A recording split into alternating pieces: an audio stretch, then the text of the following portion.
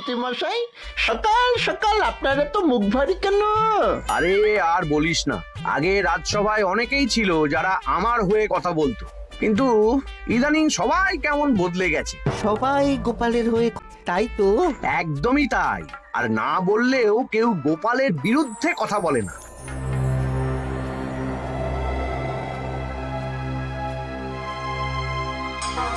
কি মন্ত্রী মশাই, আজকাল তো আমার কথা আর মনেই পড়ে না, ভুলে গেছেন নাকি? আরে না না ভগবান, তুমি হলে আমার তুরুপের তাস। ঠিক সময়ে ঠিক সুযোগ এলে তোমাকেই ডাকবো। একটু দেখবেন। হ্যাঁ, আরে নিশ্চয়ই নিশ্চয়ই। এই চলি রে, আবার রাজসভায় যেতে হবে।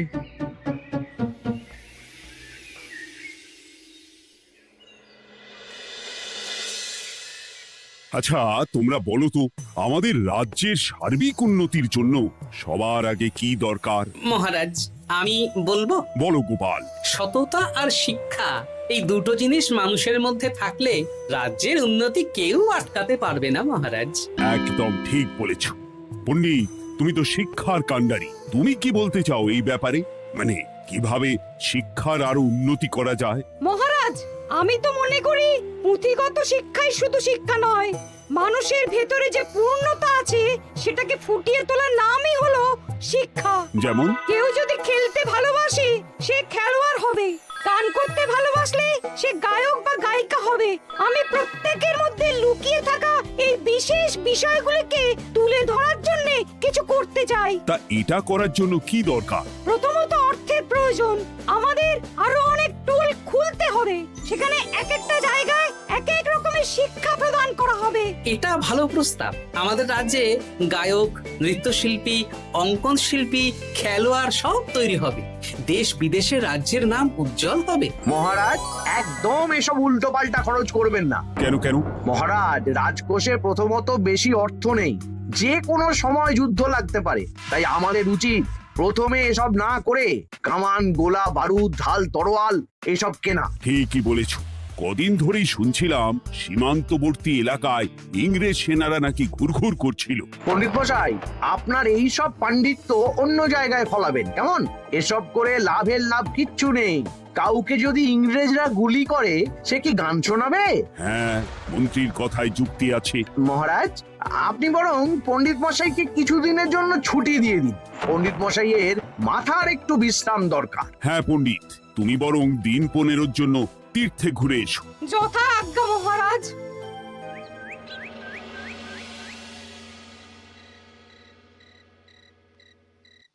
শোনো ভগবান, সকালেই তুমি কাজের কথা বলছিলে, আমি এমন ছক কষেছি কালকে থেকেই তোমার জন্য একটা ভালো বেতনের কাজ জোগাড় করে দেব। শুধু যা বেতন পাবে তার অর্ধেক আমাকে দিতে হবে, কেমন? রাজি রাজি। কি কাজ বলুন? শোনো, বাহ বাহ, দারুণ দারুণ, হয়ে যাবে কাজ।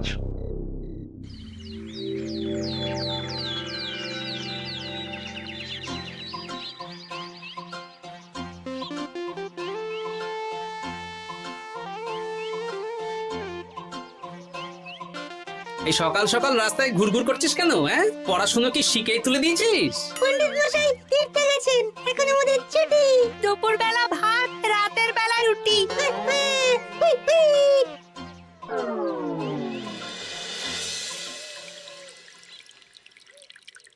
মহারাজ, গতকাল পণ্ডিতকে ছুটি দিলেন আর আজ পাঠশালার সব ছাত্রছাত্রী সকাল থেকে ঘুরঘুর করছে। কি, তাহলে তো মুশকিল। মুশকিল আসান করার রাস্তা আমার কাছে আছে মহারাজ। আমার সন্ধানে এমন একজন পণ্ডিত আছেন যিনি বহু ভাষাবিদ, অনেক পাণ্ডিত্য, দেশ বিদেশে শিক্ষাদান করেছেন। কিন্তু তাকে আমরা পাবো কোথায়? তিনি কৃষ্ণনগরে ঘুরতে এসেছেন, শুধু ওনাকে বেতনটা একটু বেশি দিতে হবে, এবং তিনি এই রাজ্যের যে কোনো মানুষের চেয়ে বেশি শিক্ষিত। তার পড়ানোর ধরনই আলাদা। সে কোথায়? আমি তাই ওনাকে আজকে রাজসভায় আসতে বলেছি। মহারাজ, আপনার সাথে একজন দেখা করতে এসেছেন। দেখুন মহারাজ, বলতে না বলতেই হাজির। ওনাকে ভিতরে আসতে বলো। আচ্ছা মহারাজ।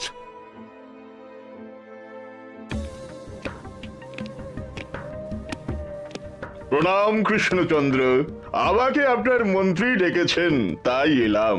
মন্ত্রীর সাথে কথা হয়েছে আমাদের রাজ্যের শিক্ষার উন্নতির ব্যাপারে।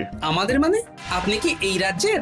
আমি এখন এই রাজ্যে আছি তো, তাই আমাদের রাজ্য বললাম। উনি সবাইকে আপন করে নেন। যাই হোক, তোমার শিক্ষার উন্নতির ব্যাপারে কি মতামত? মহারাজ, আমি এই রাজ্যের বিভিন্ন মোড়ের মাথায় টোল খুলতে চাই। তার জন্য অনেক অর্থের প্রয়োজন। তাতে কি উপকার হবে? ছাত্রদের জন্য তো নির্দিষ্ট পাঠশালা আছে।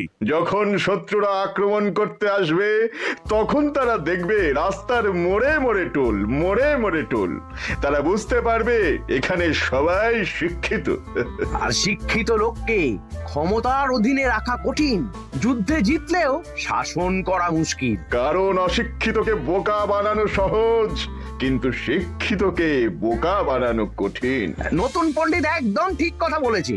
কোনো বাইরের রাজা বা শত্রু আক্রমণ করার আগে 5 বার ভাববে। এই সেরেছে। গতকালই মন্ত্রী বলছিল শিক্ষার দরকার নেই, অস্ত্র কিনুন, আর আজকেই শিক্ষার পক্ষে কথা বলছে। ব্যাপারটা কেমন সন্দেহজনক, নজর রাখতে হচ্ছে। বেশ, আমি তোমার এই শিক্ষা সম্প্রসারণের প্রস্তাবে রাজি। মন্ত্রী, তুমি এই প্রকল্প দেখভাল করবে। আচ্ছা, কত খরচ হতে পারে একটা হিসেব করে আমাকে জানিও, আমি দিয়ে দেব। আচ্ছা মহারাজ, আপাতত 500 মোহর দিয়ে রাখুন, পরে যা লাগবে বলে দেব। উফ, সকালে এক পত্তন বাজার, বিকেলে এক পত্তন বাজার, আর পারি না। আরে হাত চালাও, হাত চালাও। বাবা, কাজ শুরু হয়ে গেল। হ্যাঁ, আর ছাত্রদের পাঠশালার কাছে যেতে হবে না। পাঠশালা ছাত্রদের বাড়ির কাছে চলে আসছে। যেখানে সেখানে পাঠশালা। এই তো যেখানে সেখানে শিক্ষা। ঠিক বলেছো। আজ থেকে আমি আর নতুন পণ্ডিত চালু করছি। ধরো শিক্ষা, মারো পেরে। শিক্ষাকে ছাত্রছাত্রীদের মধ্যে গেঁথে দিতে হবে। এতদিন জানতাম ধরতক্তা মার পেরে, এখন বদলে যাবে। কিন্তু একটা পণ্ডিত এতগুলো পাঠশালা একা সামলাবে কি করে? খেপে খেপে। মানে সকাল 6টা থেকে 7টা একটা জায়গায়, পরে 7:30 থেকে 8:30 আরেকটা। এইভাবে বিভিন্ন জায়গায় পণ্ডিত ঘুরে ঘুরে শিক্ষাদান করবেন। না, ব্যাপারটার উপরে মহারাজকে নজর রাখতে বলতে হবে। মহারাজ, আমার মনে হয় এই পাঠশালায় আগামীকাল থেকে কেমন পড়াশোনা শুরু হবে, আপনার সেদিকে একটু নজর রাখা উচিত। হ্যাঁ, দেখি আগামীকাল সকাল সকাল বিভিন্ন পাঠশালায় গিয়ে নজর রাখবো।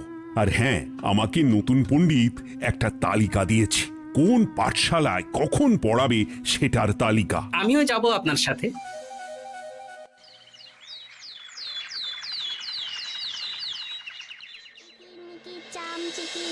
কাটা মজুমদার ধে এলো দামোদর, দামোদরের হাঁড়ি কুড়ি, দুয়ারে বসে চাল কুড়ি। দেখি কুটি, তোরা এই কিরমিকির খেলছিস?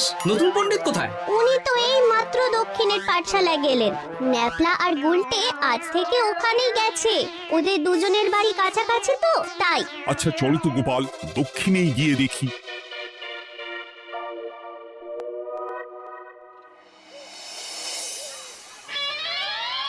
দেখি এখানেও তো নতুন পণ্ডিত নেই।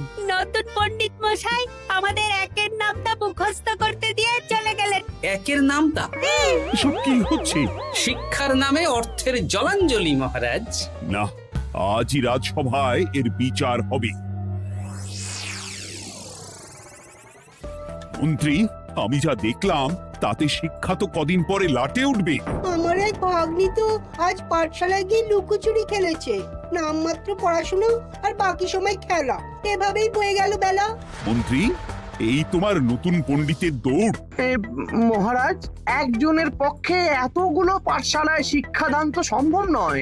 তার জন্য তো আরো পণ্ডিতের প্রয়োজন, আর তার জন্য চাই আরো অর্থ। আবার অর্থ? শুধু মহারাজের অতিরিক্ত অর্থ খরচ হবে বলে আমি আগে এই প্রস্তাবটা রাখিনি। বেশ, তা আর পণ্ডিত কোথায় পাবে? আমাদের নতুন পণ্ডিতের কাছে অনেক পণ্ডিতের সন্ধান আছে। উনি একটা হাঁক মারলেই সব চলে আসবে। বেশ, তাহলে তাই ব্যবস্থা করো। এভাবে শিক্ষার অবনতি আমি চোখে দেখতে পারবো না। আরো 300 মোহর লাগবে। পেয়ে যাবে। উফ, এ তো দিনে দুপুরে ডাকাতি। ব্যাপারটা ধরতে হবে। কিছু একটা ঘোট তো আছেই। আর নতুন পণ্ডিতদের যদি কোথাও একটু থাকা খাওয়ার ব্যবস্থা করা যায় তাহলে ভালোই হয়। রাজবাড়ির অতিথিশালা তো আছেই, ওখানেই না হয় ব্যবস্থা করে দেব।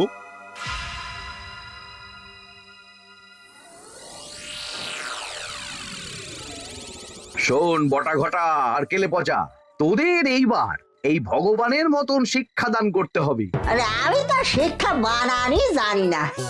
সে না জানলেও হবে, শুধু দাড়ি গোঁফ লাগিয়ে নকল পণ্ডিত সেজে কালকে থেকে পাঠশালায় যেতে হবে। কাকে কোথায় যেতে হবে সব আমি বুঝিয়ে দেব। আচ্ছা,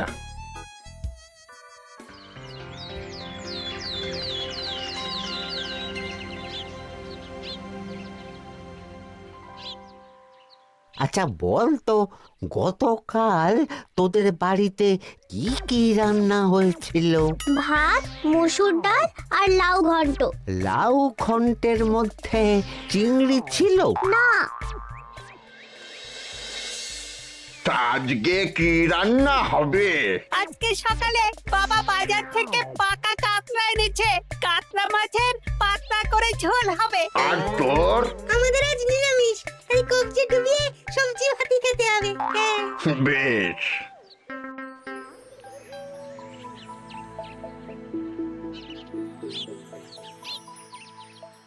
বল, আজকে তোরা কি কি শিখলি? আমি লাউ ঘন্ট। আমি সবজি ভাত। আমি কাতলা মাছ। কি বলছিস কি? আজকে তো পাঠশালায় এই সব আলোচনাই হয়েছে। এবারে ব্যাপারটা একেবারে সহ্য সীমার বাইরে চলে যাচ্ছে। দাদু, আমাদের আগের পণ্ডিত মশাই ভালো ছিলেন। উনি কোথায় চলে গেলেন? মন্ত্রী মশাই ছলে বলে কৌশলে ওনাকে তীর্থে পাঠিয়েছেন। না, এখন আমাকে মন্ত্রী মশাইয়ের উপরে নজর রাখতে হবে।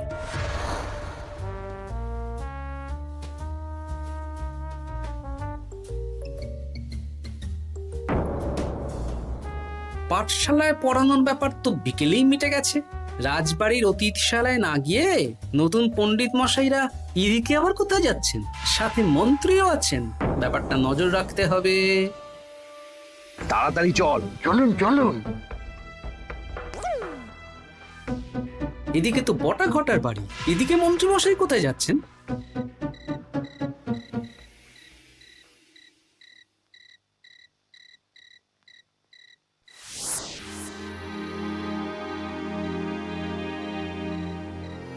তারপর তোমরা সবাইকে কি শিক্ষা দিলে? শিক্ষাই সে আমাদের শিক্ষা নেই, চুরি করে দিন চলে। আমি কি করে শিক্ষা দেব? আরে ছাইপাশ দাড়ি গোঁফ থাকলে কি কুটকুট করে। যা বলেছিস বটা। আরে আরে আহারে করছিসটা কি? ভালো রোজগার পাতি কি তোদের সহ্য হচ্ছে না নাকি? ভগবানকে দেখ, সেই কবে থেকে দাড়ি গোঁফ লাগিয়ে পণ্ডিত মশাই সেজে আছেন। আমারও প্রথম দিন একটু সমস্যা হচ্ছিল, এখন সামলে নিয়েছি। আর আমাদের এই সব আলোচনা একদম করা উচিত না। বলছি মন্ত্রীমশাই, আমি কি শুধু এই পাঠশালাতেই পণ্ডিতের অভিনয় করব, নাকি রাজসভায় বসার সুযোগও পাবো? কালকেই এই ব্যাপারটা দেখছি। আগে তোমাকে রাজসভায় ঢোকাবো, তারপর এক এক করে বটা ঘটা কেলে পচা সব আমার দলের লোককে রাজসভায় ঢুকিয়ে নেব। আর রাজসভার বাকি সদস্যদের ফাঁকা করে দেবেন। একদম তাই। মহারাজ সহজ সরল মানুষ, এটাই একটা বড় সুবিধা। আচ্ছা, এই ব্যাপার। ঠিক আছে, আমি কদিন পরে ঠিক সময়ে একদম হাটে হাঁড়ি ভাঙবো।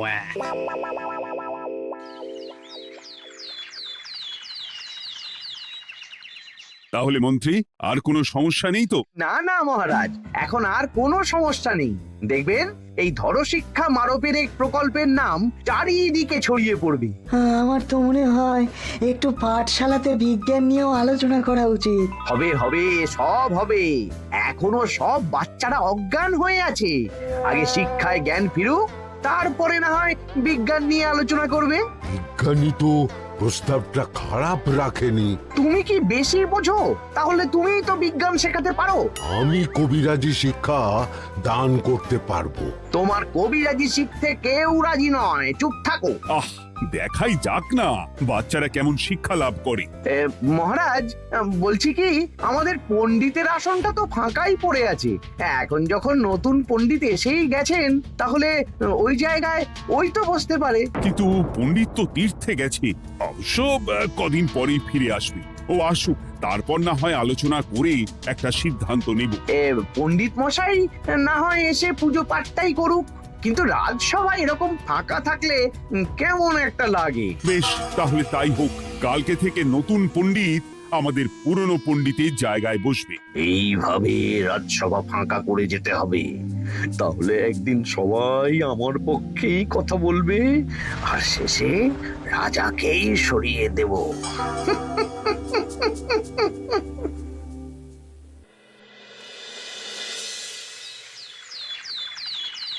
মহারাজ, সর্বনাশ হচ্ছে চারিদিকে। চলুন চলুন, আমি পুরো বিষয়টা ধরে ফেলেছি। কি ধরে ফেলেছো? শিক্ষার নামে ষড়যন্ত্র চলছে মহারাজ। রাজসভায় চলুন, সব বলছি। আচ্ছা আচ্ছা, আসছি। হ্যাঁ বলো গোপাল, তুমি কি বলছিলে শিক্ষার নামে ষড়যন্ত্র নাকি? মানে গোপাল মস্করা করছে নাকি? রাজ্যে দারুণ শিক্ষাদান চলছে। মহারাজ, আমি দেখে ফেলেছি আমাদের নতুন পণ্ডিত আসলে কোনো পণ্ডিত নন। ইনি আপনাকে, আমাদের সবাইকে বোকা বানাচ্ছেন। তাই নাকি? ডাকো দেখি নতুন পণ্ডিতকে। এই তো মহারাজ, আমি চলে এসেছি।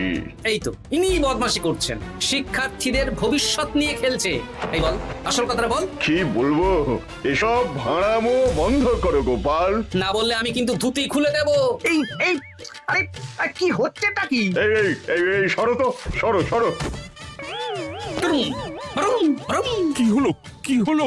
বুম, ব্রুম, জব, ব্রুম। এই সেরেছে। গোপাল এসব কি বলছে? বলুন। ভুল বকছে কেন? ব্রুম, ব্রুম, গোপাল, তোমার কি হলো গো? কি বলছো তুমি? আমার কাছ হায়ন। বৈদ্য, তুমি একটু দেখো তো গোপাল ঠিক আছে তো? এই যে নতুন পণ্ডিত, তুমি তো অনেক ভাষা জানো, তুমি বুঝতে পারছো? মহারাজ, আমি দেখছি গোপালের মনে হয় বিশ্রামের প্রয়োজন। এই এই, তোমরা কয়েকজন মিলে গোপালকে রাজবাড়ির অন্দর মহলে নিয়ে চলো। চলুন, আমি যাচ্ছি। ওহো, গোপালের কি হলো? মাথায় লেগে গেল? ভাষা চলে গেল? সব এই নতুন পণ্ডিতের জন্য।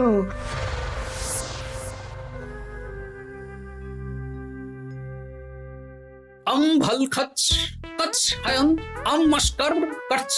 মহারাজ, আমার মনে হচ্ছে গোপালের বাইরে থেকে কিছু হয়নি, ভিতর থেকে কিছু হয়েছে। ব্রুম, নাড়ি স্পন্দন, হৃদস্পন্দন সব ঠিক আছে। আমার বড় যাব ভ্রম। কিন্তু গোপাল কি ভাষা বলছে বোঝা যাচ্ছে না। নতুন পণ্ডিত, একবার চেষ্টা করে দেখো না। আমার কাছে হয় না। এসব তো আমি কিছুই বুঝতে পারছি না মহারাজ।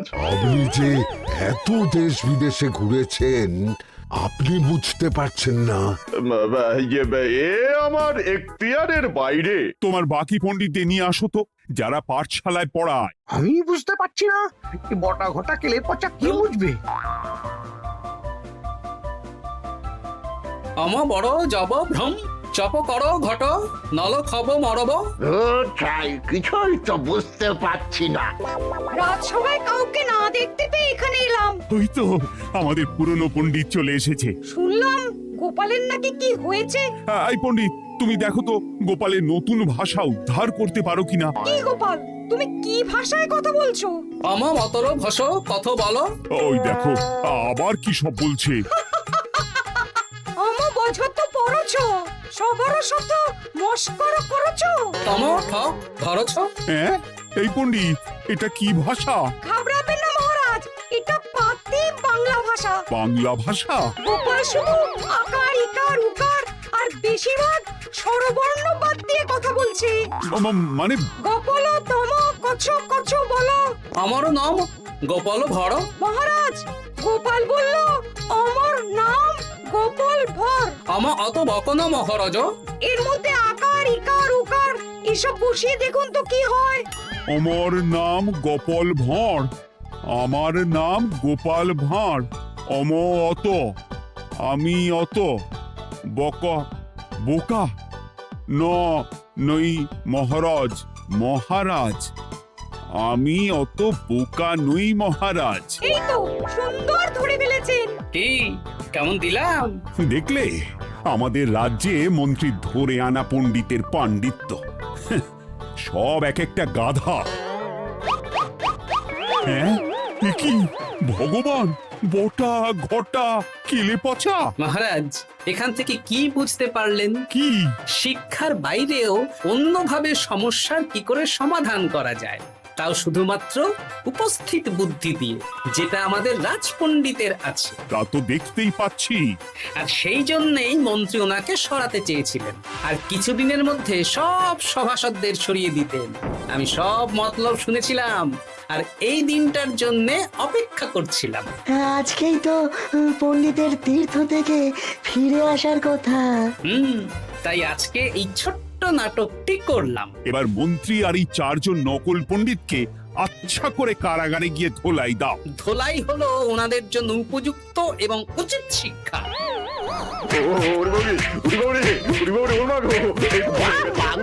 বাবা গো, ভুল হয়ে গেছে গো। আরে